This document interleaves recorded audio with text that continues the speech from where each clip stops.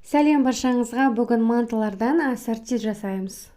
Құрамы экранда көрсетілген. Бізге керек заттар: жусан, асқабақ, жуа және капуста және 1,5 килограмм фарш.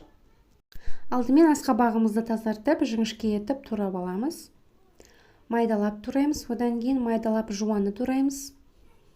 Одан кейін бөлек-бөлек ысқа салып қоямыз және 40 қабат капустамызды тоже майдалап турап шығамыз. Ал кеттік. Мантымыздың бірінші варианты ол капуста, фарш және жуа. Барлығын жіңішкелеп тураймыз және бір ыдыста араластырамыз. Одан кейін қара бұрыш және тұзды салуды ұмытпаймыз. Жақсылап араластырамыз және сумай, яғни подсолнечное масло құюды ұмытпаймыз. Бізге бір ас қасық жетеді. Осылай әртүрлі мантымызды 3 түрлі ыдысқа дайындап аламыз.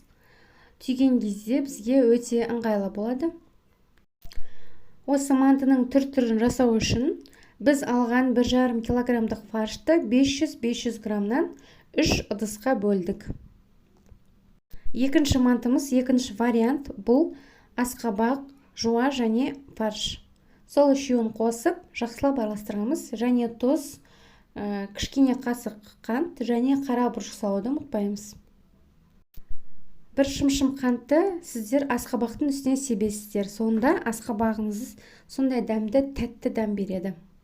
Тамақ мантымыз дәмді болып шығады.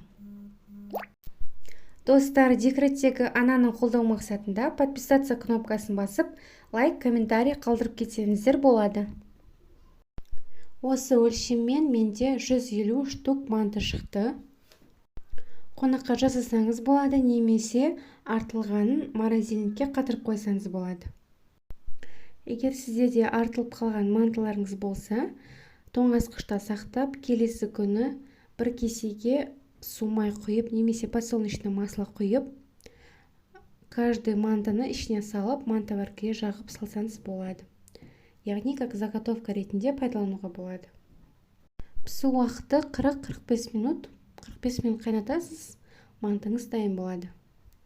Үшінші мантымыз ол жусан қосылған және фарш қосылған. Біздің үшінші мантымыз. Бұл да өте дәмді болып келеді. Осылай үшінші ыдысымызға салып, тұзын саламыз, қара бұрышын саламыз және жақсылап араластырып, қолмен бір араластырып шығамыз.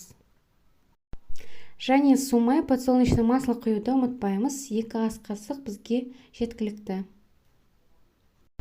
Сонымен қатар, достар, поделиться кнопкасын басып, немесе копировать ссылку деп, осы видео рецепттермен WhatsApp-тан бөлсеңіз болады. Осы 3 түрлі мантының ішінде маған ұнағаны жусан және фарштан қосылған манты өте дәмді, сочный болып шықты мен үшін. Екінші манты ол капуста мен фарш қосылған манты болды. Ол да өзінше дәмді болды. Дәмі мүлдем өзгерек. Үшінші, өзіміз үйреніп қалған асқабақтан жасалатын күнделікті мантымыз асқабақ және фарш және жуаның қосындысынан жасалған тағам. Асқабақтан жасалатын манты бізге, балаларымызға пайдалы. Өйткені асқабақтың өзі дәрумендерге бай, сондықтан жиі жасасаңыз өте пайдалы. Келесі қамырымызды дайындаймыз. Қамырымызға, яғни ұн саламыз, одан кейін 2 жұмыртқа, 1 килограмм ұн, тұз және 2 стакан жылы су. Ұн, жұмыртқа, тұз және 2 стакан жылы су барлығын қосып, шетінен жақсылап араластырып отырамыз. Егер суымыз көбірек болып кеткен жағдайда, үстіне кішкене жарты кесе ұн салсаңыз болады. Солай елеп отырып, байқайсыз, қолыңызға жабыспайтындай болу керек. Ең соңында шетінен алып, айналдырып, елеп отырасыз. Ең соңында біркелкі қолға жабыспайтын қамыр болып шығады. Осыдан кейін осы қамырға 1 ас қасық сумай, яғни подсолнечное масло құюды ұмытпаңыз. Сонда қамырымыз біздің жабыспайды және өте дәмді болып піседі. Иленген басы біріккен қамырды пакеттің ішінде 10-15 минут тұндырып қоямыз. Одан кейін Көзбен өлшеп 3 бөлікке бөлеміз. Яғни 3 күлше 3 түрлі мантыға. Мантымыздың екі түрі қарапайым жолмен түйіледі, яғни капустамен қосылған фарш және асқабақпен қосылған фарш. Қарапайым жолмен мантыны түйеміз. Ал үшінші жусаймен фаршпен жасалған мантымызды өру арқылы басқа техникамен жасаймыз. Оны қазір көрсетемін сіздерге. Бұл уақытта біз қамырымызбен айналысып жатқан кезде кастрюлямызға суды толтырып, қайнатып, ішіне 2 ас қасық тұз салып қоямыз. Мантаваркаларымызда майлауды ұмытпаймыз, ішін тоже майлап дайындап қоямыз. Тынған қамырды осылай ұнға аунатып, қолдың көмегімен біркелкі бір формаға келтіреміз. Одан кейін оқтаудың көмегімен тегістеп, жұқа етіп, барынша түзу жалпақ қылып жайып шығамыз. Одан кейін алақанның көмегімен өлшеу арқылы қолымызды қойып өлшеп, бірнеше бөліктерге пышақпен кесіп шығамыз. Дайын болған тіліктерді бір-бірінің үстіне қойып, 4 бұрышты етіп, тағы бір мәрте кесеміз. Дайындалған 2 күлшеміз, яғни 2 қамырымыз дәл осылай жайылады. Ал үшінші қамырымызды біз сопақша етіп, лагманға дайындағандай оны қолмен орап созамыз және үзу немесе кесу арқылы домалақ бөліктерге бөліп, жайып, ұйғырша мантыны жасаймыз. Яғни өру арқылы дәл осылай кесілген 4 бұрышты қамырларға 1 ас қасықпен толтырып, фаршты салып, ішіне түйіп бастаймыз. Бұндай 4 бұрышты қамырдың ішінде менде асқабақпен фарш қосылған манты және капустамен қосылған фарш, сол 2 түрлі мантыны ғана түйіп бастаймыз. Екі жағын ұштарын бір-біріне қосамыз. Одан кейін екі жағындағы құлағын ашық қылдырамыз. Бұл бізде асқабақпен жасалған манты, яғни түсінікті болу үшін.